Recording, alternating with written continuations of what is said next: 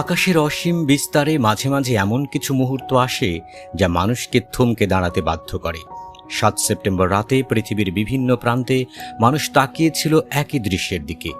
চাঁদ ধীরে ধীরে ঢেকে যাচ্ছে পৃথিবীর ছায়ায়, আর কিছু সময় পরেই ফুটে উঠছে এক রহস্যময় লাল আভা। এটি হলো পূর্ণগ্রাস চন্দ্রগ্রহণ, বা জনপ্রিয়ভাবে যাকে বলা হয় ব্লাড মুন। লন্ডনের ব্ল্যাকহিথ পার্কে শত শত মানুষ জড়ো হয়েছিল, হাতে দূরবীন আর নতুন নতুন টেলিস্কোপ। আকাশে প্রথমে মেঘ জমে থাকলেও গ্রহণ শুরু হতেই আকাশ পরিষ্কার হয়ে যায়। পৃথিবীর অন্য প্রান্তে বেইজিংয়ে, কায়রো, জোহান্সবার্গ সহ আরও অনেক শহর থেকে ধরা পড়েছে একই দৃশ্য। চাঁদ যেন হঠাৎ করে রূপ নিয়েছে এক জ্বলন্ত লাল গোলকের।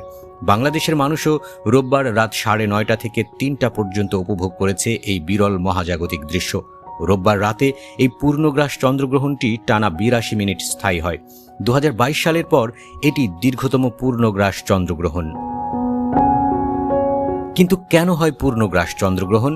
বিজ্ঞানীরা ব্যাখ্যা দেন, যখন সূর্য, পৃথিবী আর চাঁদ এক সরল রেখায় অবস্থান করে, তখন পৃথিবী সূর্যের আলোকে আটকে দেয় এবং সেই ছায়া চাঁদের উপর পড়ে।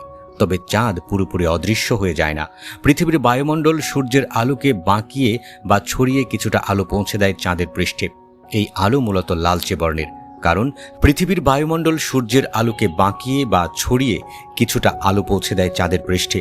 এই আলো মূলত লালচে বর্ণের, কারণ পৃথিবীর বায়ুমণ্ডল নীল ও সবুজ আলোকে বেশি ছড়িয়ে দেয়। অনেকটা যেমন সূর্যোদয় বা সূর্যাস্তের সময় আকাশ লালচে দেখায়, ঠিক তেমনি গ্রহণকালে চাঁদে প্রতিফলিত হয় সেই লালচে আলো, আর চাঁদ হয়ে ওঠে ব্লাড মুন।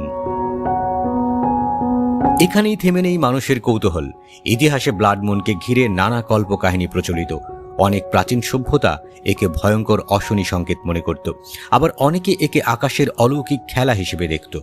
আজ অবশ্য বিজ্ঞান আমাদের স্পষ্ট ব্যাখ্যা দিয়েছে, কৌতূহল মিটলেও সেই লাল চাঁদের সৌন্দর্য এখনো বিস্ময় জাগায়। চোখ ধাঁধানো এই দৃশ্য এক রাতের জন্য হলেও বিশ্ববাসীকে এক করেছে।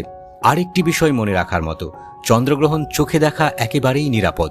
টেলিস্কোপ বা দূরবীন ব্যবহার করলে আরও স্পষ্ট দেখা যায়।